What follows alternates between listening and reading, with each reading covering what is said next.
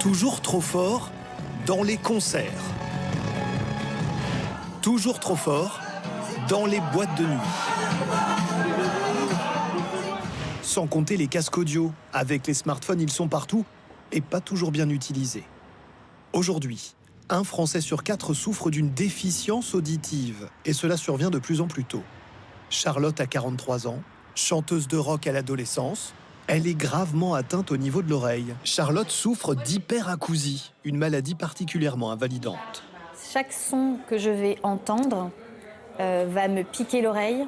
C'est comme si j'avais un espèce de marteau qui me percutait l'oreille. En cause, des années de concerts et de studios sans protection. Il n'y avait aucune prévention pour le public, mais aussi pour les artistes. On n'en parlait pas, on ne savait pas. C'était même bien vu d'écouter de la musique fort. La musique consommée trop fort, un enjeu majeur de santé en France, mais dont on parle très peu. Dans les transports en commun, on pousse le niveau sonore des casques audio à cause du bruit ambiant. Nous avons d'ailleurs mesuré avec un sonomètre qui calcule tous les décibels. Sur ce quai, on dépasse les 80, c'est-à-dire le début du seuil de risque si l'on reste plusieurs heures exposé. Même alerte dans les commerces, quand la sono, comme ici, est posée juste à côté des vêtements.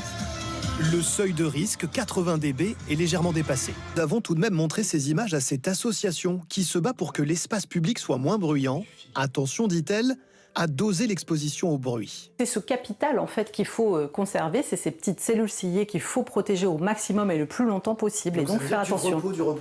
Du repos, voilà, il faut essentiellement se reposer. Reposer l'oreille, éviter le bruit permanent. Le râteau, le donjon, avant qu'il ne soit trop tard. le cachot. Cette ORL voit de plus en plus de patients perdre de l'audition et les symptômes qui doivent alerter sont nombreux. Les acouphènes, c'est la perception de bruit, des bourdonnements ou sifflements au niveau de l'oreille. La sensation d'oreille bouchée, c'est comme si on avait un coton dans l'oreille. Parfois, ça peut même être une sensation douloureuse, c'est-à-dire qu'on parle d'hyperacousie quand des sons déclenchent une sensation douloureuse. Et là, il faut faire très attention. Tous ces symptômes, chez un adulte jeune, chez un adolescent, sont des signes d'alerte. Voici un exemple qui doit vous amener à consulter s'il se répète. Et ces signes peuvent survenir très jeunes.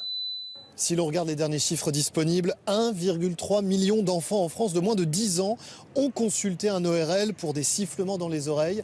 Et parmi eux, 660 000 se sont vus diagnostiquer une perte auditive de moyenne jusqu'à sévère. Selon toute vraisemblance, le chiffre est sous-évalué puisqu'il ne compte que les enfants qui sont allés consulter.